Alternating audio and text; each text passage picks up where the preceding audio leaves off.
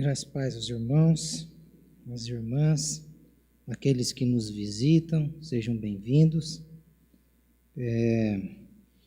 Como nós cantamos hoje, essa última música, nós queremos ir morar no céu. Para ir morar no céu, a gente vai pelo sacrifício de Cristo. E precisa de uma submissão à palavra de Cristo. Então, se você quer ir morar no céu, não é do jeito que a gente quer. É do jeito que Cristo falou que precisa estar. Ele vai voltar para nos buscar. Então, todas as vezes que puxo a orelha, estou puxando, porque se você deseja ir morar lá, é do jeito que a Bíblia está falando. Tá? Então, grave bem isso no seu coração, se submeta a essa palavra de Deus, porque se não for assim, não tem como chegar lá não. A gente chega pela obra de Cristo, sim, claro que é. É inevitável. Agora, Cristo não morreu para a gente viver do jeito que a gente quer. Cristo morreu para a gente viver a vida dele, ele morreu a nossa morte, por isso que ele se fez maldito, porque ele morreu a nossa morte. Então, domingo passado, alguns pensavam que eu estava bravo, não estava bravo. Esse é o meu jeito, que eu quero ver você no céu. E não adianta fazer protesto achando que vai me estremecer, não, eu vou me estremecer se eu começar a falar coisas que o ouvido humano quer ouvir, aí eu tô perdido. Mas a minha preocupação é sempre essa. Eu quero conduzi-lo numa caminhada, e na caminhada que eu quero conduzi-lo, eu quero chegar no final dela e prestar conta ao meu Senhor e fazer com alegria. Deitar, dormir em paz, né? Certamente algumas pessoas domingo passado não dormiram, mas eu dormi muito bem, graças a Deus. Que sono tranquilo. Como que foi boa aquela noite para mim, maravilhosa.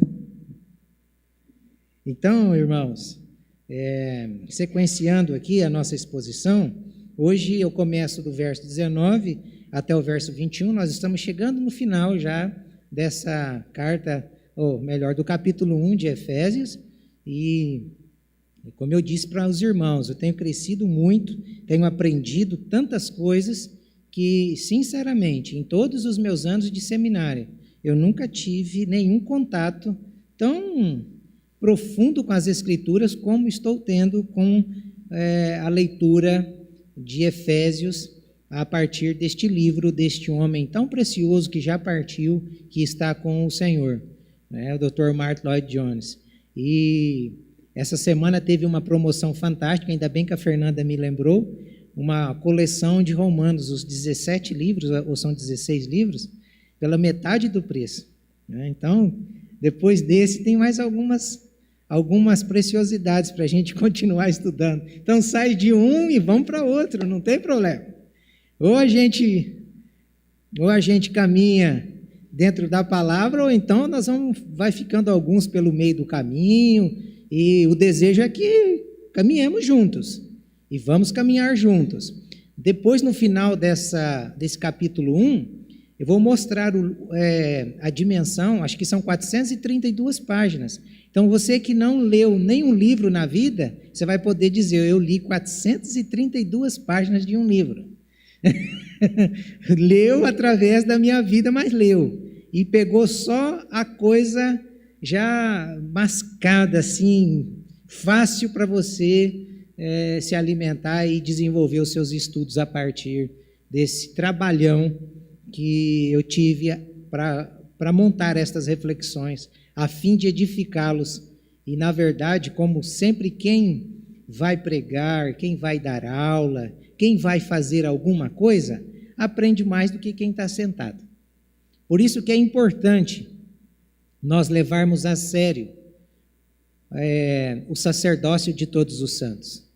Não é? Deus te levantou, Deus te salvou para você também ser um instrumento na mão dele.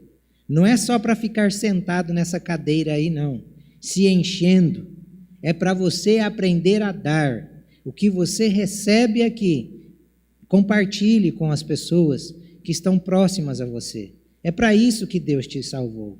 É para isso que Deus nos alcançou. Certo, irmãos? Então, hoje, do verso 19 ao verso 21, nós vamos focar em algumas expressões que vão revelar aqui a grandeza de Deus, o benefício de Deus e a eficácia do plano, do poder e da grandeza de Deus.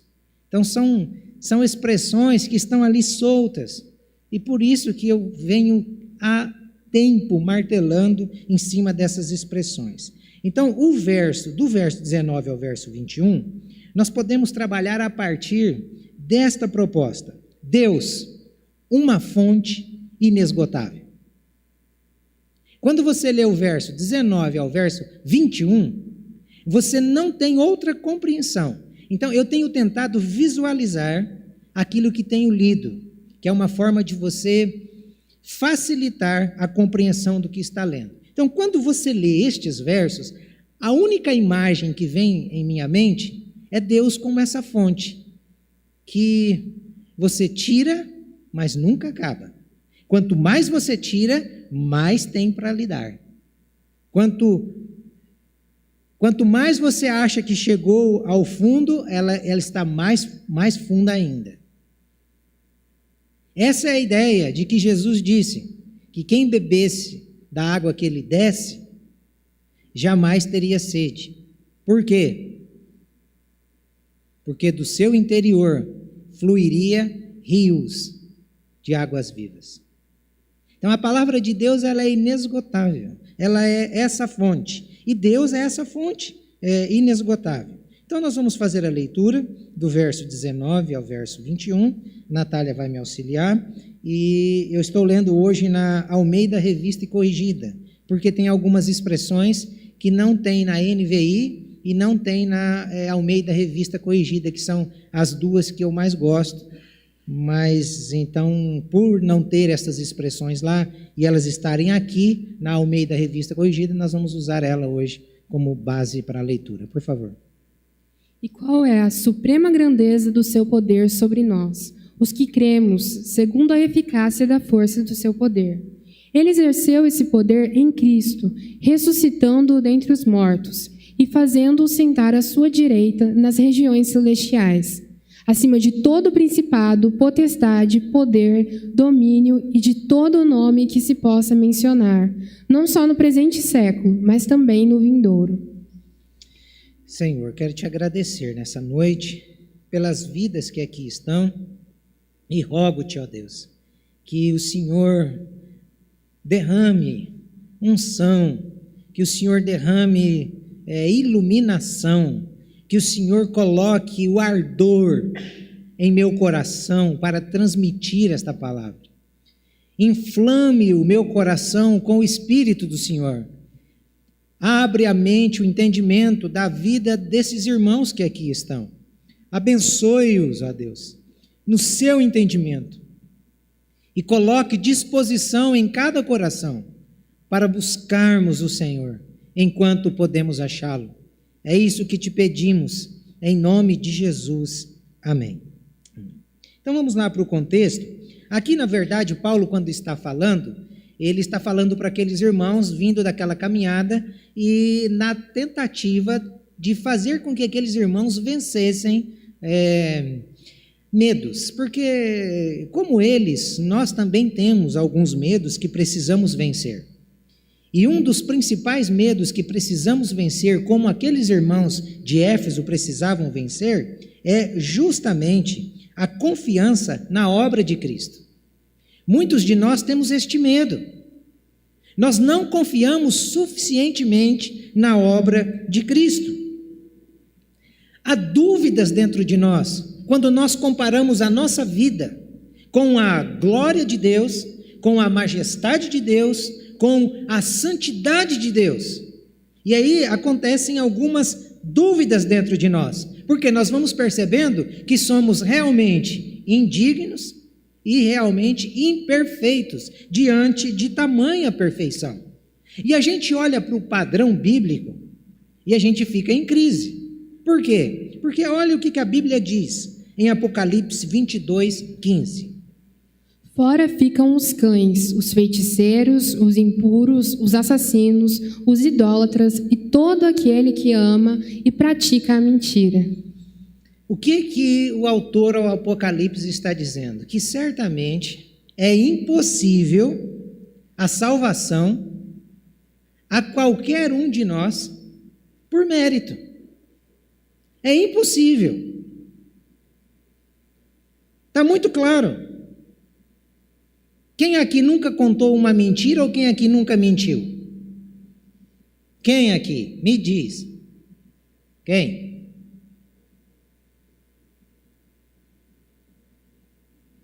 Todos nós. Um dia mentimos. Um dia contamos uma mentira. Não foi uma meia-verdade. Não existe meia-verdade. Ah, mas a mentira que eu contei é pequena. É mentira. Abraão mentiu.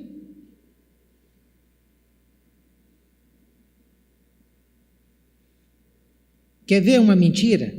Ligaram para você, você está vendo lá, você não atende, aí, ou alguém atende e você diz, diz que eu estou fazendo isso, que eu estou fazendo aquilo, para não atender. O que é isso aí? Mentira. Agora, o que ele está dizendo é que quem ama a prática, vive mentindo, vive como um cachorro, vive como um feiticeiro, vive como um assassino. E assassino não é só quem tira a vida de outro, matando não. Piores são os assassinos que matam os outros pela língua, pela fofoca, pela mentira, pela calúnia.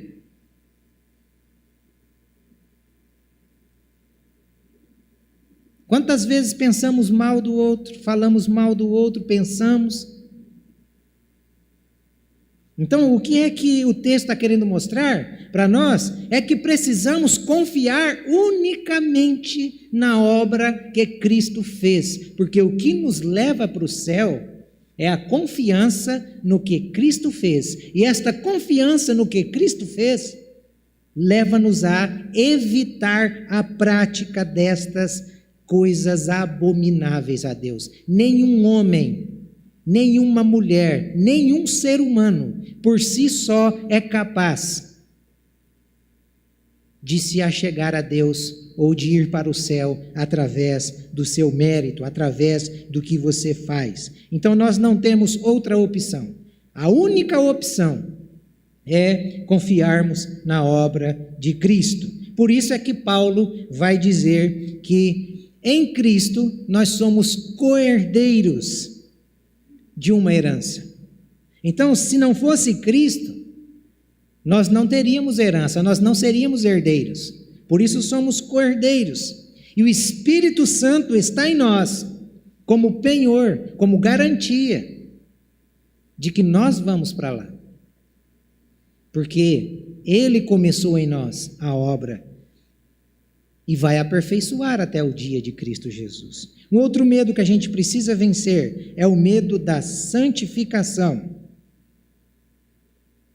Esse é um medo que toma conta da vida de muitos cristãos. Por quê? Porque quando nós pensamos nas nossas fraquezas, na nossa desobediência, na nossa insubmissão, no nosso egoísmo, na nossa propensão ao pecado, a gente percebe que existem dois extremos e a gente cai para um ou cai para o outro. Porque achamos que a santificação, o primeiro extremo, começa comigo e Deus, seria eu e mais Deus. E aí, quando a gente cai para esse extremo, é um perigo, hein? É triste, porque quando eu penso que a santificação ela começa comigo e Deus, eu e mais Deus, a gente vai ter que se tornar um monge, vai parar de se relacionar com as pessoas, vai subir para um monte, vai ficar lá no monte, jejuando e orando e pagando o preço para ser santo. Esse é um extremo. O outro extremo é pior ainda, porque daí a pessoa coloca Deus menos eu. Então a santificação é só Deus, eu não me envolvo. E aí a gente começa a viver a vida no pecado, achando que um dia, porque fomos batizados, e continuamos a viver a vida no pecado, existe um tempo para Deus agir na nossa vida pecaminosa. Não, senhores. Se nascemos de novo, você pode ter a certeza que muitas das práticas pecaminosas não foram tiradas do nosso homem interior. Muitas delas não foram. E é nós que vamos ter que começar a tomar atitudes. Então, vocês estão percebendo que existem dois extremos?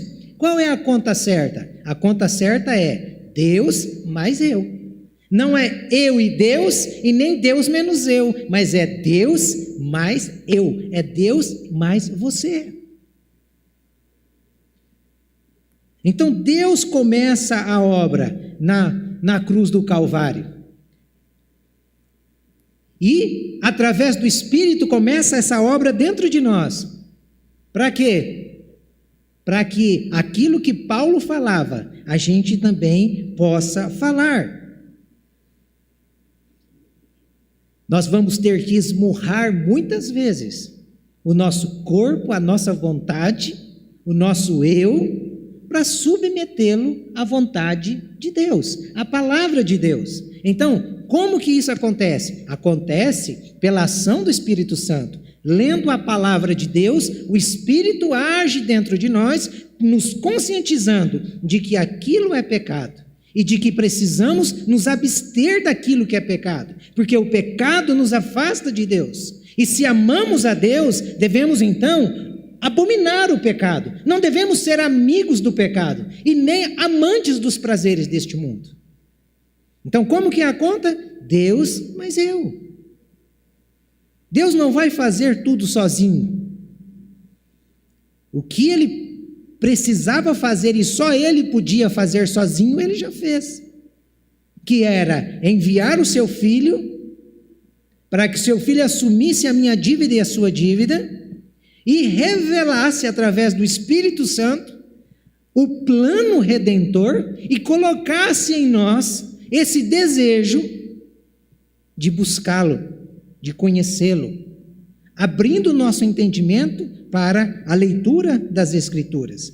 Aí sim, nós chegaremos onde Deus quer, porque vamos perceber que se não fosse Deus agindo em nós, nós poderíamos ficar aqui eternamente tentando a perfeição e jamais conseguiríamos ser perfeitos por nós mesmos. Nem com a ajuda de Deus nós vamos conseguir a perfeição aqui nessa terra. Por isso que Paulo dizia, o bem que eu quero fazer, esse eu não faço, porque o pecado está em mim. Muita gente pega esse texto para defender e viver uma vida pecaminosa. Quem disse que Paulo está falando que era para a gente então se extravasar no pecado? De jeito nenhum, ele está dizendo que a perfeição aqui na terra é impossível, porque o pecado habita em nós. Agora vê como ele começa o capítulo 8, porque ele está falando isso no capítulo 7. Mas vê como ele começa o capítulo 8. Mas graças a Deus que nos dá vitória em Cristo Jesus.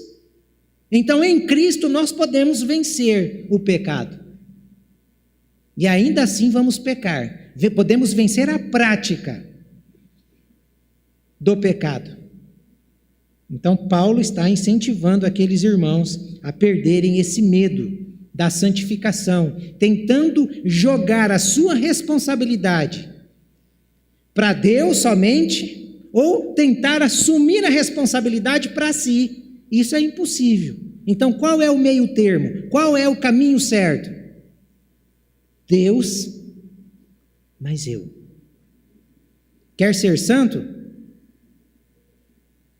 Sem leitura da palavra não tem santificação. Isso é bíblico. Jesus disse: Pai, santifica-os na verdade. A tua palavra é a verdade.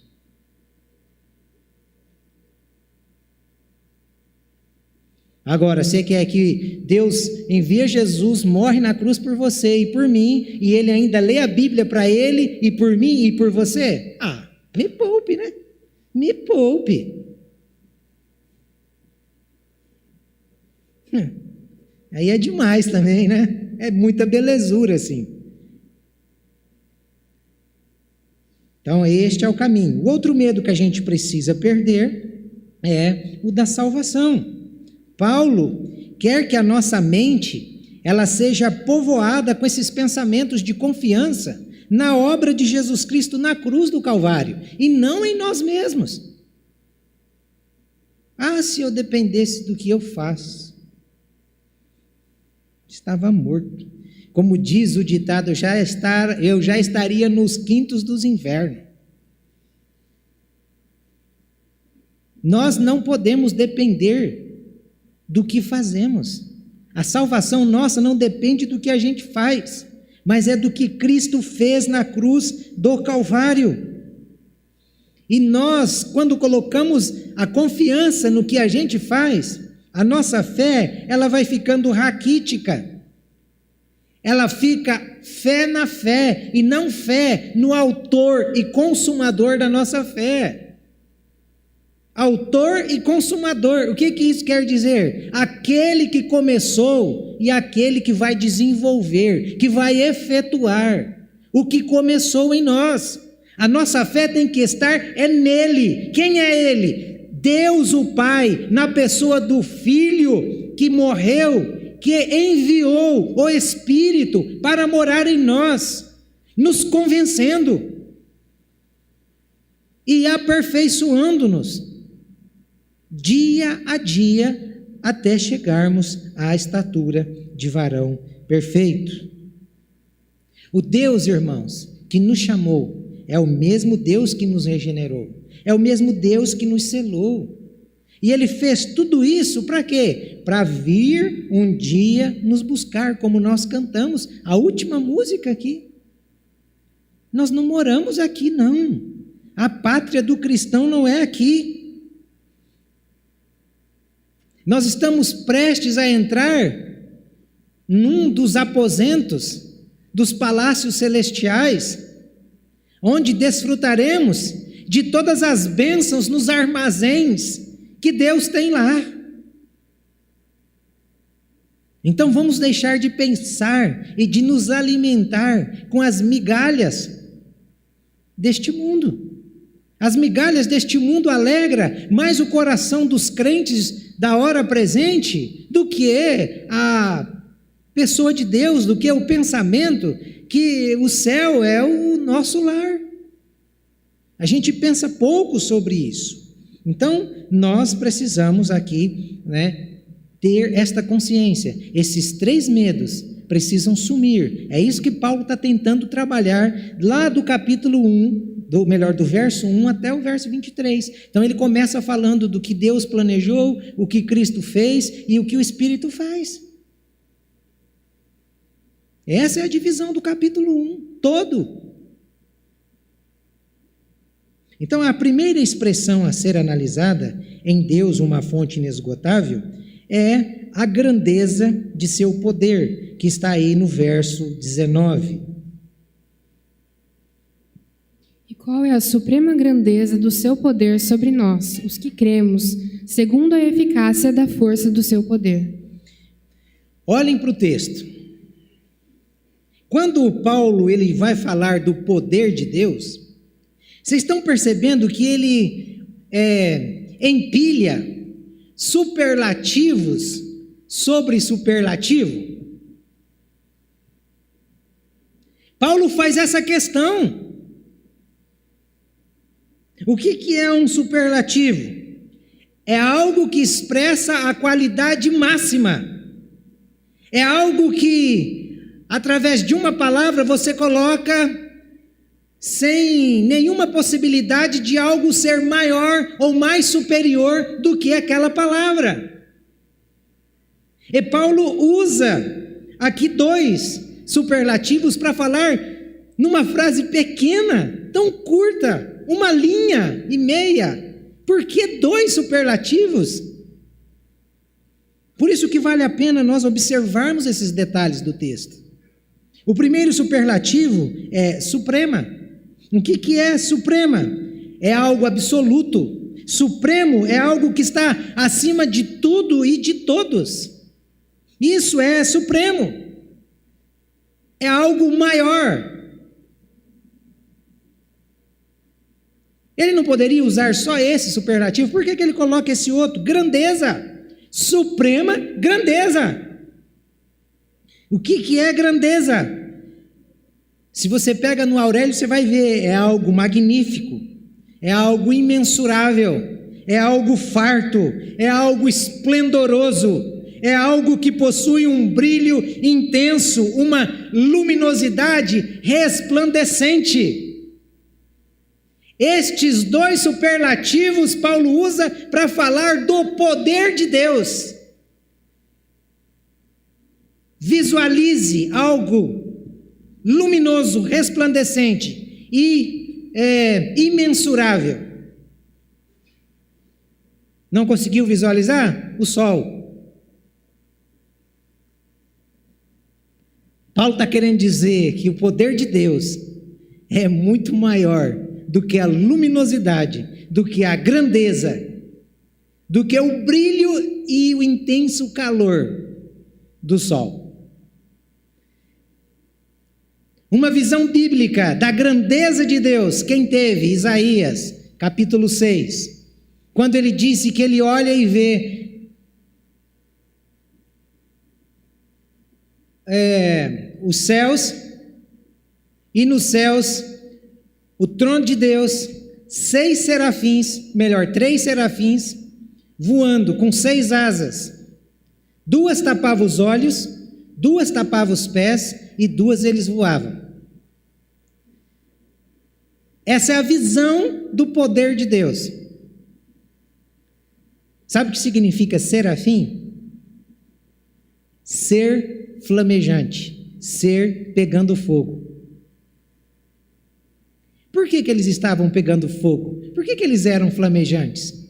São os únicos que estão na presença de Deus. E como eles estavam? De bermudão, chinelo havaiana, bonezão na cabeça. É assim que eles estavam lá? É assim? Não. Eles estavam pegando fogo, 2 asas eles tapavam os pés, 2 eles tapavam os olhos, e 2 eles voavam. Vocês estão percebendo a reverência?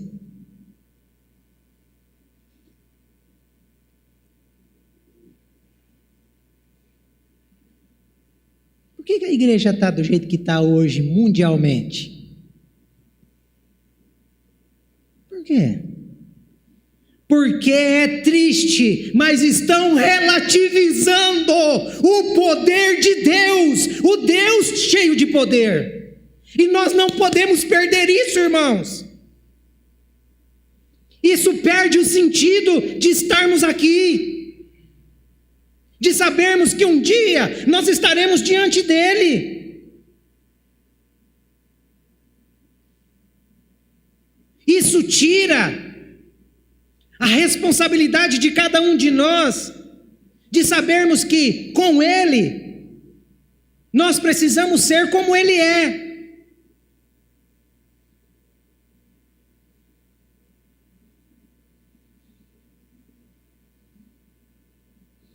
Por isso que algumas traduções vão dizer sobre excelente grandeza, que também não deixa de ser 2 superlativos. Outras vão dizer excessiva grandeza. São as 3 versões mais importantes no português. Elas vão usar estas expressões para mostrar a preocupação de Paulo em valorizar o poder de Deus, para mostrar a nós que o poder de Deus transcende a nossa compreensão. Transcende a nossa compreensão. E nós podemos esgotar todos os dicionários do mundo e de todas as línguas, e ainda assim serão insuficientes para começar a descrever a grandeza desse poder. Você não fica impressionado com esse poder? A gente estava lá perdido. Eu estava lá perdido, não queria saber nada de Deus. De repente, do nada, começa um negócio no coração, na mente. Comigo foi assim, começou no coração e na mente. Eu fui na casa de uma mulher pensando que eu ia ler a sorte. Fui lá para ler a sorte. E saí de lá, crente no Senhor Jesus. Isso é que é ter sorte, hein? Isso é que é ter sorte.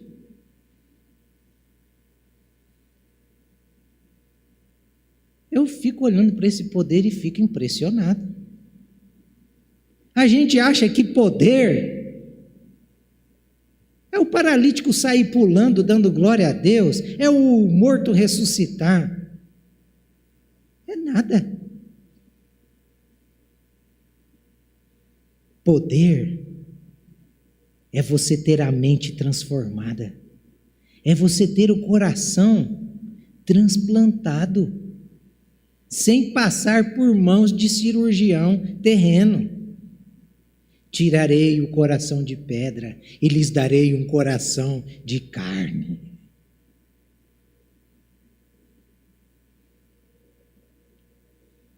Isso é poder, sem mexer em nada.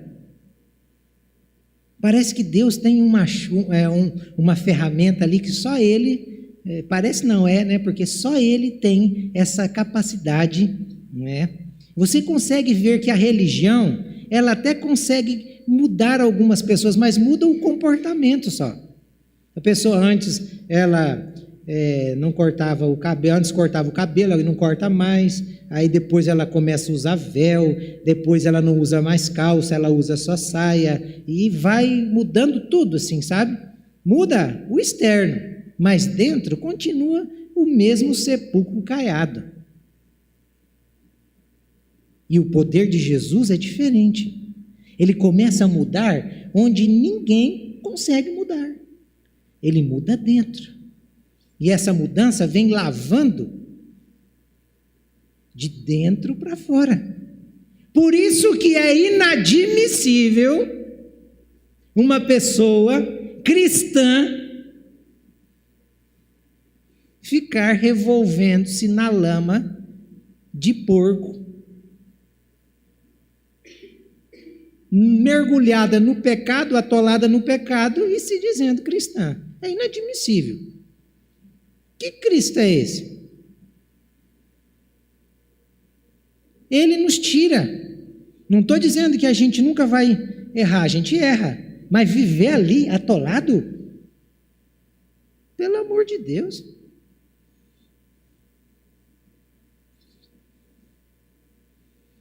Não tem jeito, né? Então, para demonstrar essa dimensão extraordinária desse poder, o que Paulo ele acrescenta nesse verso de número 19? Segundo a operação da força de seu poder. Esse acréscimo aqui faz toda a diferença. Dr. Martin Lloyd Jones diz que nós podemos substituir, sem ofender o texto, a palavra operação por energia, porque ele está falando de poder.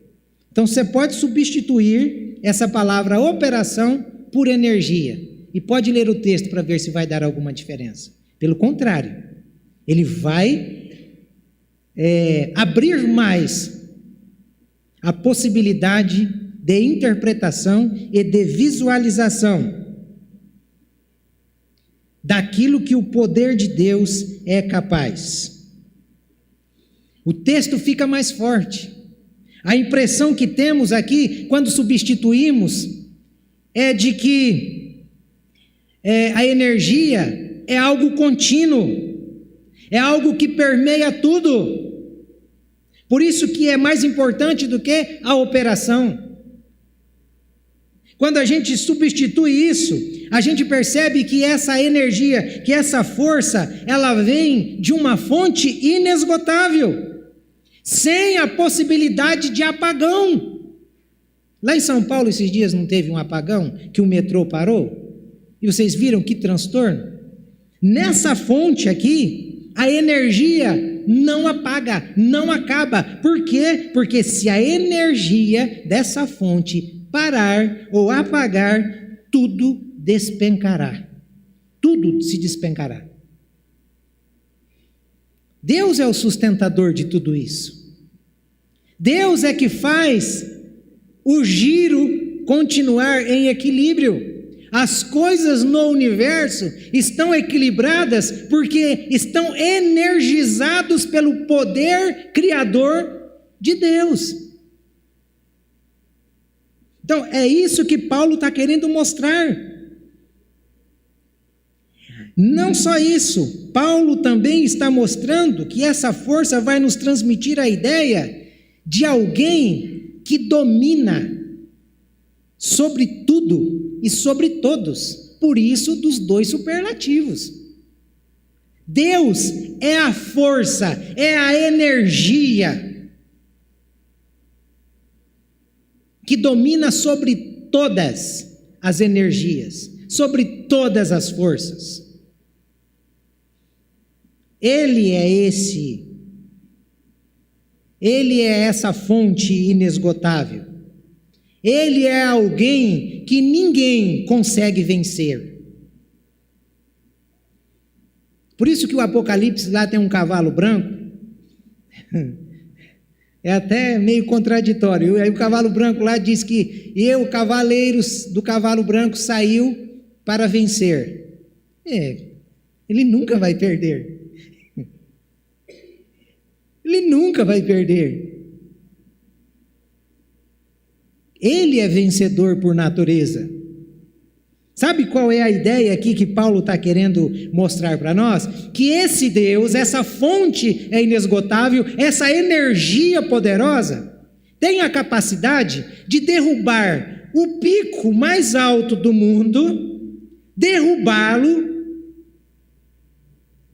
Ele tem o poder de exaltar ou de levantar o vale mais profundo.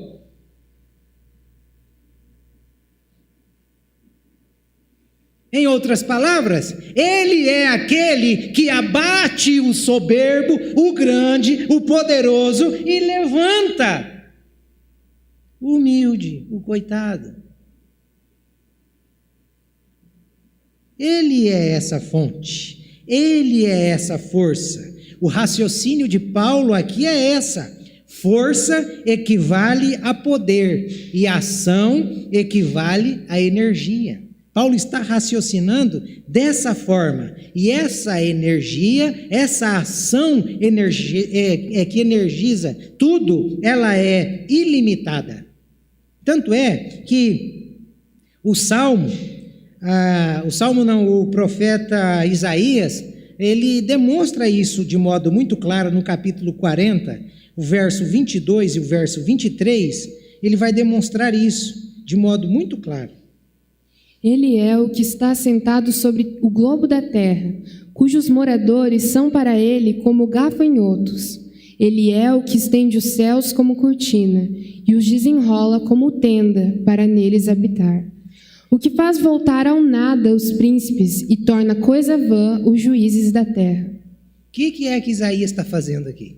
Ele está contrastando. Se você pegar o capítulo 40, ele está contrastando Deus com os ídolos. Está contrastando Deus com os poderes políticos e governamentais da época. E qual é a conclusão que ele chega? Ninguém é maior do que ele, ninguém pode dar nada a ele. Essa é a conclusão que ele está chegando. Sabe aquele cara que chega achando que ele é o dono do mundo? Pega o homem mais rico do mundo.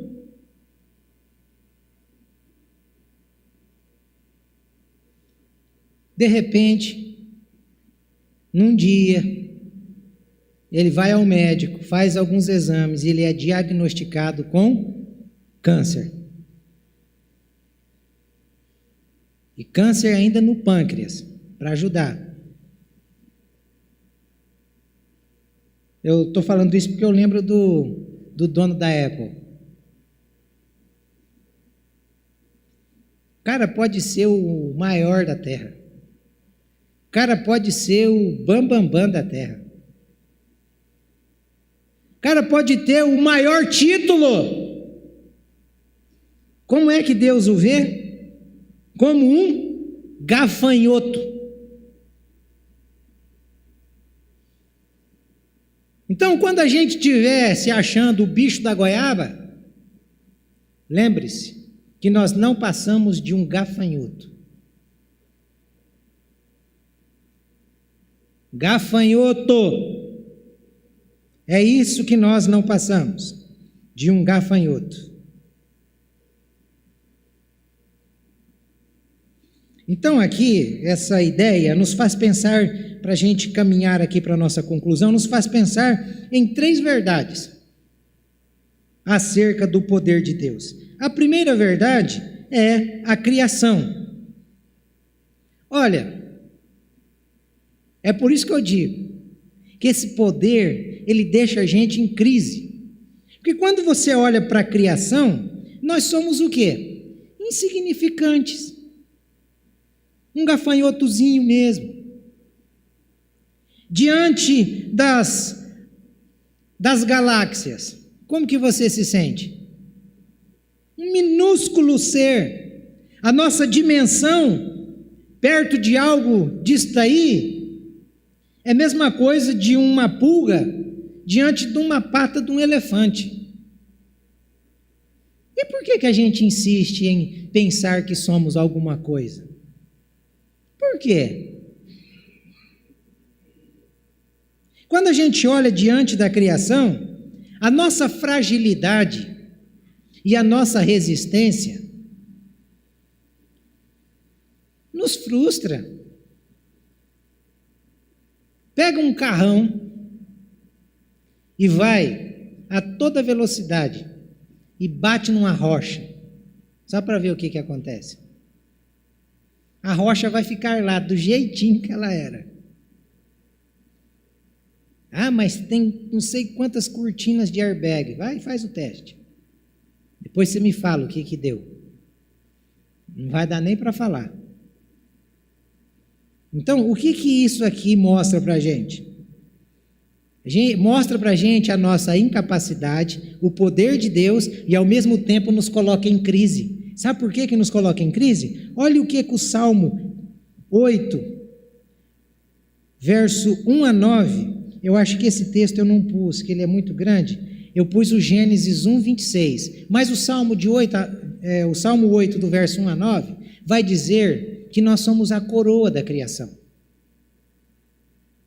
Agora, olha o que Gênesis vai nos mencionar. Também disse Deus: façamos o homem à nossa imagem, conforme a nossa semelhança. Tenha ele domínio sobre os peixes do mar, sobre as aves do céu, sobre os animais domésticos, sobre toda a terra e sobre todos os répteis que rastejam pela terra. Olha o que Deus faz. Olha o que esse poder faz. Todas as coisas foram criadas pela palavra. Deus disse: haja luz, houve luz. Haja firmamento, e houve firmamento. Haja porção seca e houve porção seca. Mas ele não disse: haja homem, haja mulher. Ele disse: façamos o homem, façamos a mulher. É algo que foi feito pelas mãos do próprio Deus. Não só isso, gente. Além de nos fazer, Ele coloca em nós a sua imagem, a sua semelhança, e coloca em nós o poder de dominar sobre toda a criação. Mas naquela conversa da Eva com a serpente, e a Eva fez a cabeça do Adão, e aconteceu essa tragédia. Nós perdemos o domínio, nós perdemos o governo. E o que é que Deus faz? Vem em Cristo para morrer a nossa morte, para nos fazer assentar com Cristo na região que era nossa, no trono que era nosso. Esse é o plano redentor. Esse é o poder de Deus que age. A outra verdade que a gente olha no texto é o juízo eterno. Claro que haverá um juízo eterno. Por quê? Olha, apesar do Paulo não usar aqui fatos do Antigo Testamento que apontem para esse juízo, eu vou mencionar a vocês alguns, pelo menos 3. Lembram de um fato que aconteceu lá no Gênesis, o dilúvio? Aquilo lá é a manifestação do poder de Deus julgando a terra. No dilúvio, somente 6 pessoas se salvaram. As que deram ouvidos à palavra de Deus. Estas se salvaram. Teve um outro fato, Sodoma e Gomorra, 2 cidades importantíssimas daquela região. E o poder de Deus também agiu com juízo naquele lugar. Eram para se salvar 4 pessoas. Ló, a esposa e as 2 filhas. E Deus disse uma palavra a eles, que fugissem rapidamente da cidade e não olhassem para trás. Não sei por que a mulher de Ló foi olhar para trás. Tanta curiosidade. Virou uma estátua de sal.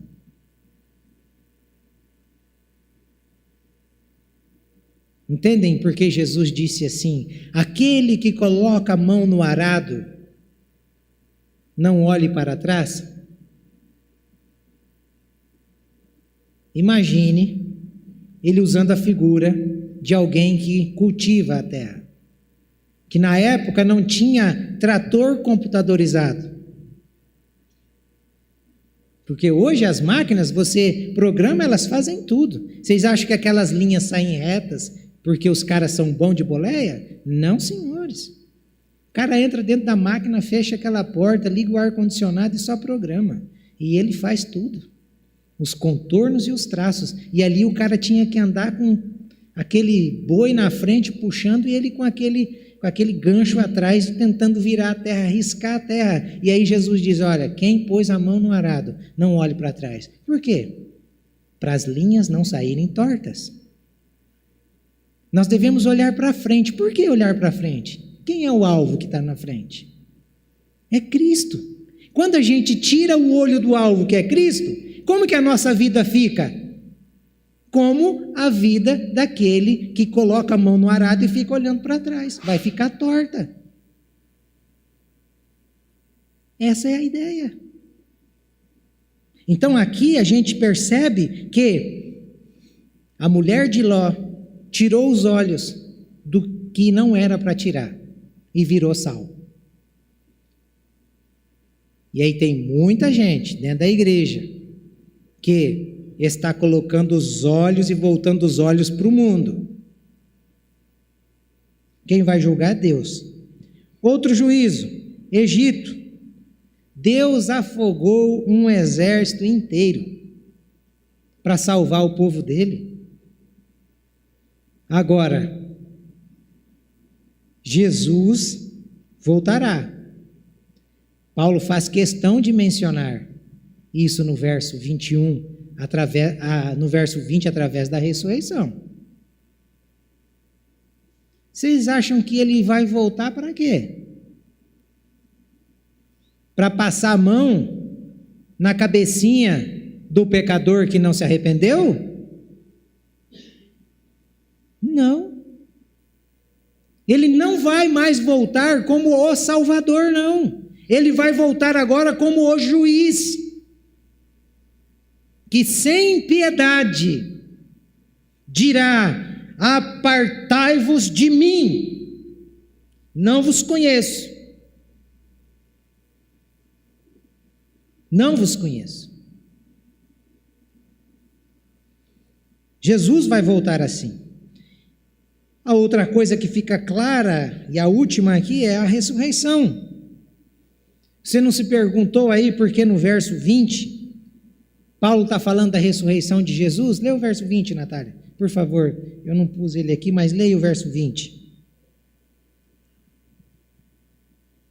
Ele exerceu esse poder em Cristo, ressuscitando-o dentre os mortos e fazendo-o sentar à sua direita, nas regiões celestiais. Tem alguma coisa que descreve a ação poderosa de Deus, mais do que esse verso 20 aí, que parece que está solto no meio de tantas ideias? Tem alguma coisa? Certamente não. A ressurreição de Jesus aqui é uma clara e indescritível relação que Paulo usa para falar do poder de Deus. Além de apontar a mim e a você o que aconteceu conosco espiritualmente e o que vai acontecer fisicamente. Porque Cristo morreu e Cristo ressuscitou, nós também morremos à morte dele e ressuscitamos com ele espiritualmente. Não é esse o significado do batismo? Romanos capítulo 6. E o que aconteceu com Cristo fisicamente, não é também o que nos acontecerá fisicamente, como Paulo descreve em Tessalonicenses? Quando Cristo voltar, aqueles que estiverem mortos ressuscitarão primeiro, e depois nós, os vivos, seremos juntos arrebatados para nos encontrarmos com o Senhor nas nuvens. Então Paulo está apontando a ressurreição para mostrar o que Cristo fez por nós espiritualmente e o que Cristo fará por nós fisicamente. Isso é fantástico, irmãos. Em outras palavras, Paulo está dizendo que a morte, que o inferno e Satanás perderam. Eles perderam. Está na Bíblia isso? Está na Bíblia. 1 Coríntios capítulo 15, verso 26, verso 56 e o verso 57. O último inimigo a ser destruído é a morte. O aguilhão da morte é o pecado, e a força do pecado é a lei. Graças a Deus que nos dá a vitória por intermédio de nosso Senhor Jesus Cristo. Por isso que nós vamos morrer fisicamente. Nós precisamos morrer. Mas a nossa morte física não conseguirá nos deter quando Cristo vier, porque a semente da ressurreição está dentro de nós. O Espírito que ressuscitou Jesus habita em nós, que somos cristãos, lavados, remidos pelo sangue de Jesus, selados pelo sangue de Jesus. A ressurreição, irmãos e irmãs, é a prova de que para Deus realmente nada é impossível. Realmente, nada é impossível. E ele mostrou isso aqui uma vez, através de Lázaro. 4 dias morto. Ele foi lá, ressuscitou Lázaro com apenas uma palavra: Lázaro, sai para fora. E Lázaro saiu. Você já imaginou o poder dessa voz? Atravessando aquelas rochas, porque os túmulos na época eram rochas. E essa voz, ela penetra rochas e faz um morto de 4 dias sair igual uma múmia andando. Esse é o poder que está em mim, que está em você, e que Paulo queria que aqueles irmãos conhecessem. Porque quem conhece esse poder vai ser energizado por essa força e vai somar Deus mais você, Deus mais eu, e caminharmos para aquilo que Ele quer que caminhemos. E esse é o texto que encerramos. 1 João capítulo 3, verso 2. Amados, agora somos filhos de Deus, e ainda não se manifestou o que haveremos de ser. Sabemos que quando Ele se manifestar, seremos semelhantes a Ele, porque haveremos de vê-lo como Ele é. Aleluia, aleluia. É essa certeza que você tem, meu irmão. É essa a esperança que você aguarda. É a ressurreição, é ser como Ele é vê-lo como de fato Ele é. Se é isso, glória a Deus. Se não é, peça ao Senhor que Ele tenha misericórdia e que Ele abra os seus olhos espirituais, que Ele tenha misericórdia de ti e faça resplandecer o rosto dEle sobre ti, porque só pode ter paz, realmente só pode ter paz, no momento de angústia e de desligamento dessa vida para a eternidade, aquele que tem esta convicção. Porque quem não tem esta convicção deve ser desesperador. Deve ser horrível partir para a eternidade sem esta convicção. Nós vamos terminar este culto cantando a mesma música que cantamos por último. E eu gostaria que você aí mesmo, onde você estiver, que você usasse essa música para fazer a sua oração. Que você pedisse ao Senhor que Ele abrisse o seu entendimento. Vamos nos colocar em pé para a gente terminar o culto cantando? Se você não tem essa expectativa, ore a Deus, peça a Ele, porque Ele pode te dar esta certeza, esta alegria de experimentar a maior de todas as bênçãos que um ser humano pode receber, que é a certeza de que vai morar com Ele eternamente. Pai, em nome de Jesus, aqui está o teu povo, Senhor. Não deixa os teus filhos enganados. Coloque no coração deles a certeza de que só Jesus Cristo é o Salvador. Nenhum outro líder, nenhum outro profeta, nenhum outro santo é capaz de levar alguém às moradas eternas. Que toda a escama da religiosidade caia por terra nessa noite. Que todo espírito que vem para roubar a palavra do Senhor seja repreendido nessa noite. E que esta palavra possa germinar nestes corações, trazendo vida, fruto e mudanças em todas as nossas áreas comportamentais. É isso que te pedimos, em nome de Jesus. Amém. Graças a Deus. Depois desse louvor, você pode cumprimentar as pessoas com a graça e com a paz. Amém.